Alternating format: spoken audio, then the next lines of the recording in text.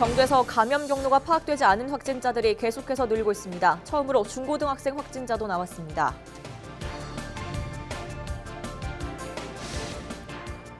코로나19 영향이 도박에까지 뻗치고 있습니다. 도박 중독으로 상담을 요청하는 사람이 느는가 하면 도박 횟수와 금액도 크게 뛰었습니다. 영주댐 민간협의체가 9월 말 댐 방류를 결정하자 환경단체와 지역 정치권이 강력하게 반발하고 있습니다. 연이은 태풍으로 경북도 내 상당수 문화재가 피해를 입은 가운데 문화재 돌봄 사업단이 훼손된 문화재 복구 작업에 구슬땀을 흘리고 있습니다.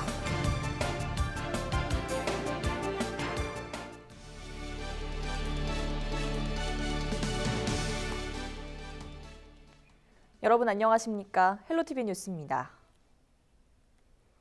코로나19는 사회 곳곳에 영향을 미치고 있는데요. 도박 문제도 심화시키고 있었습니다. 상담을 요청하는 중독자들이 늘어났고 도박 횟수도 금액도 뛰었습니다. 자세한 내용 권수경 기자입니다.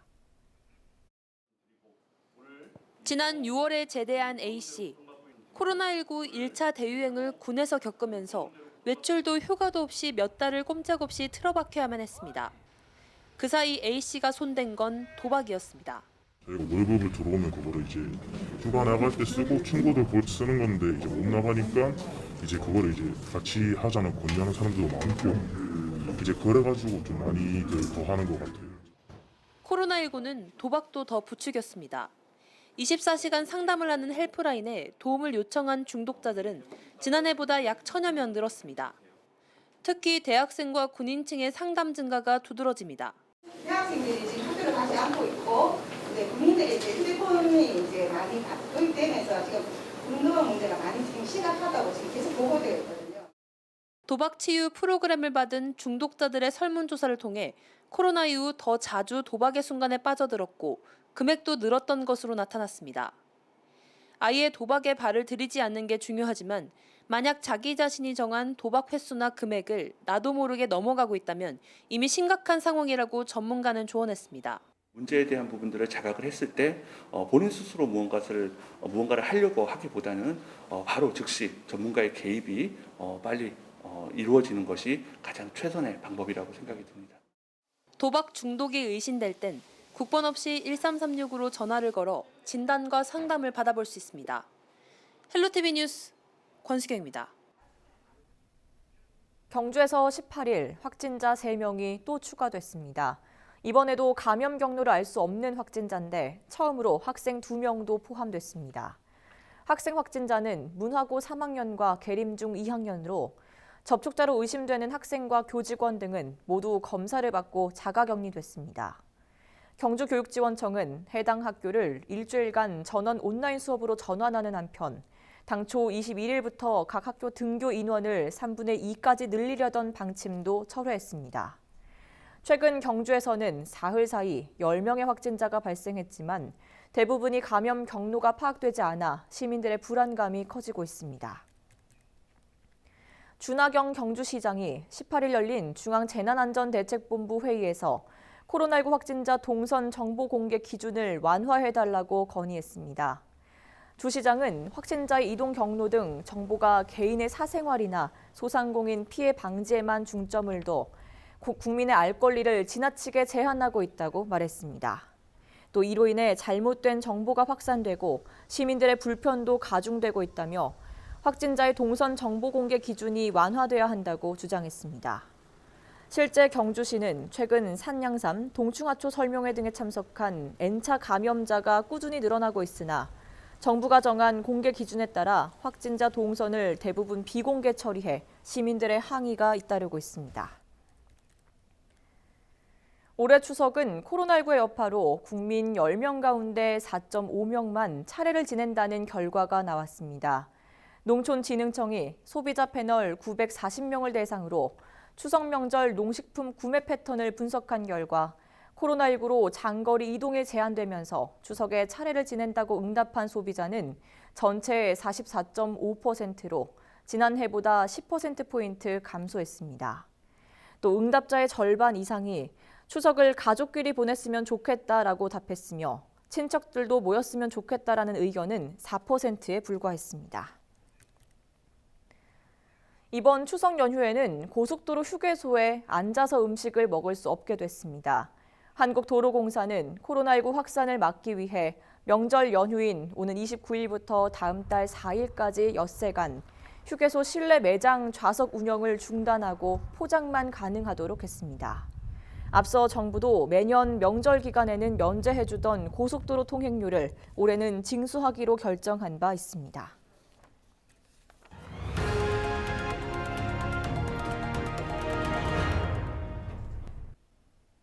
태풍 마이삭과 하이선으로 경북 도내 상당수 문화재가 피해를 입었는데요. 문화재 돌봄 사업단이 훼손된 문화재 복구 작업에 구슬땀을 흘리고 있습니다. 행정기관의 손길이 미치지 않는 비지정 문화재에 대해서도 팔을 걷어붙였습니다. 이하영 기자입니다. 연이은 태풍에 피해를 입은 경북 도내 문화재는 158곳. 태풍의 이동 경로를 따라 경북 동남부 지역에 집중됐습니다. 주로 담장과 기와 파손이 많았습니다. 이곳 나산서원은 지난 태풍으로 기와 지붕이 떨어지고 담벼락이 무너지는 피해를 입었습니다. 비지정 문화재로 행정기관의 관리 대상이 아니어서 당초 피해 복구는 엄두도 내지 못했습니다. 마이삭이 왔을 때 그 다음 날 아침에 보니까 이게 현 상태 이대로 싹 무너졌더라고. 무너졌는데 그 다음 태풍에 일주일 후에 온 태풍에 보니까 또 그거 좀 추가해서 또 무너졌는 거예요. 이건 비지정 문화재이기 때문에 고칠 방법이 없어요. 그래 개인적으로 고치면 1,000만 원 넘어들어. 인력도 없고 기술자도 없고 그래서 다행히 문화재 돌봄 사업에 참여하고 있는 숙련된 교육생들이 복구 활동에 투입되면서 한숨을 돌렸습니다.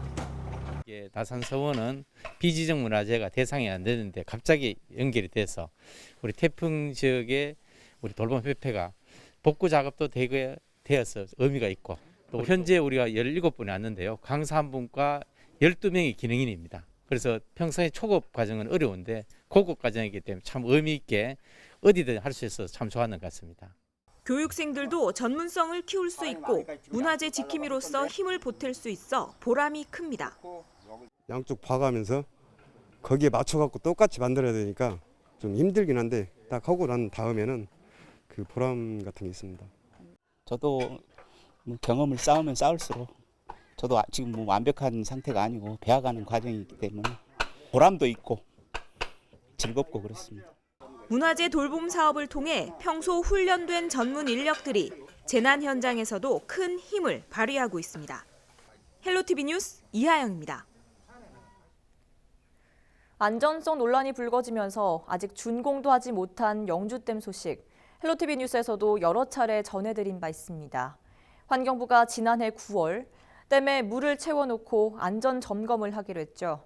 하지만 최근 주민과 전문가로 구성된 민간협의체가 영주댐에 물을 다시 빼기로 했습니다. 환경단체와 지역 정치권이 반발하고 있습니다. 전병주 기자가 취재했습니다. 영주댐의 안전 문제를 협의할 민간협의체는 조명래 환경부 장관이 현장을 방문한 지난해 9월 꾸려졌습니다. 지역 주민과 교수, 환경단체 등 18명으로 구성된 협의체는 댐에 물을 채우는 동안 안전검사 감시와 댐 관리 방안을 논의하기로 했습니다. 애초 민간협의체는 저수율 83%까지 물을 채운 뒤 석 달가량 안전 문제가 없을지 지켜보자는 쪽으로 의견을 모았습니다. 하지만 어찌된 영문인지 지난 8월 집중호우로 74%까지 물이 차오른 영주댐은 곧바로 물을 흘려보냈고 현재까지 50%의 저수율을 유지하고 있습니다. 여기에 민간협의체가 이달 말부터 최저수위까지 추가 방류에 나설 것으로 가닥을 잡자 지역 정치권과 환경단체가 반발하고 있습니다. 11만 영주 시민은 담수 유지를 시발점으로 영주댐이 지역의 기관시설이자 관광자원으로 자리 잡기를 간절히 염원하고 있다. 내성천 보존회는 준공도 안 된 영주댐 방류를 마음대로 결정하는 민간협의체는 해체돼야 한다는 입장입니다. 신청해서 준공검사를 하면 되는데 이걸 굳이 안전성 검증 협의회를 만드는 것 자체가 이미 사기성을 농후한 거예요.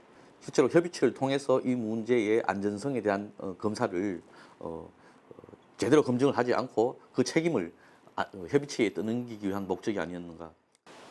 결국 안전성 검증을 위해 영주댐에 물을 채워넣기로 했으면서도 정작 집중호우가 내린 지난 한 달간 영주댐의 안전성 검증은 제대로 이루어지지 못했다는 주장입니다.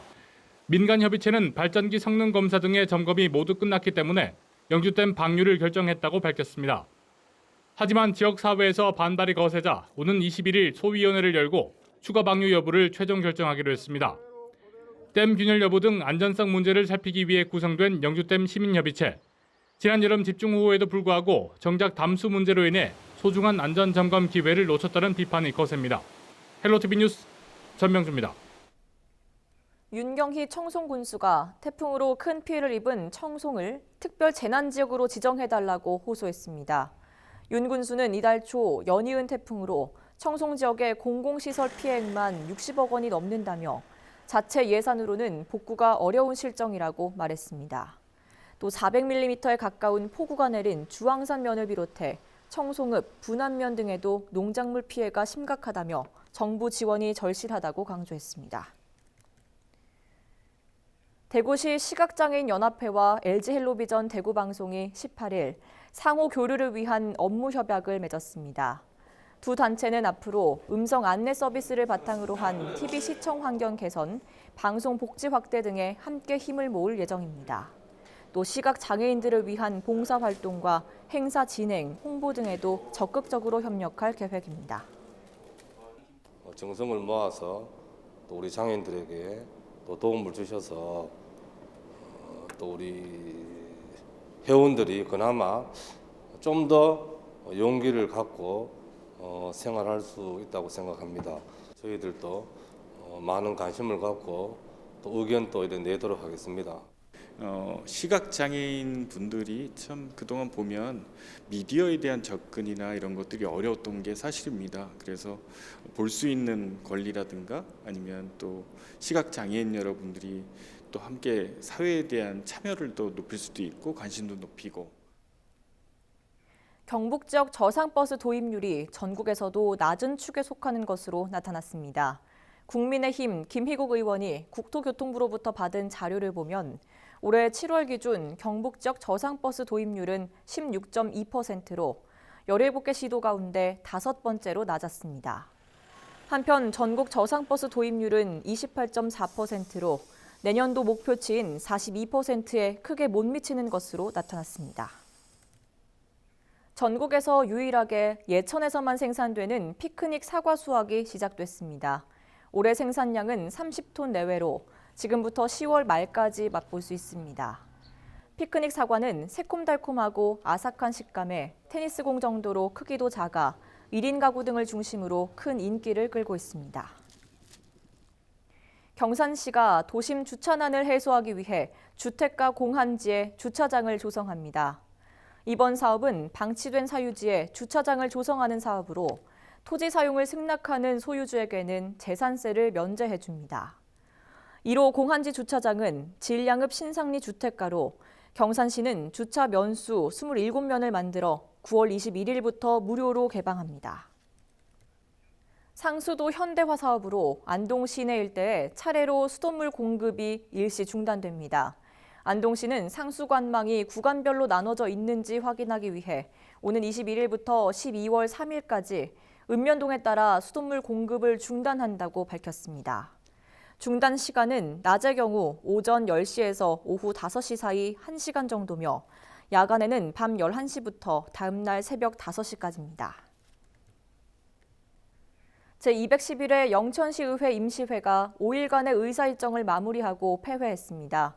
시의회는 이번 임시회에서 제3회 추가경정 예산안 등을 의결하고 로컬푸드 지원 조례, 공유재산 무상사용 계획 동의안 등은 보류했습니다. 추가경정 예산의 총 규모는 8,636억 800만 원으로 기정 예산액 대비 404억여 원이 늘었습니다. 청도군이 17일 대한결핵협회 대구경북지회와 찾아가는 이동 결핵 검진 사업 업무 협약을 맺었습니다. 이번 업무 협약을 바탕으로 협회는 이동검진 차량을 활용해 지역을 돌며 65세 이상 노인과 장애인 등을 대상으로 흉부 X선 검진 등을 시행할 예정입니다.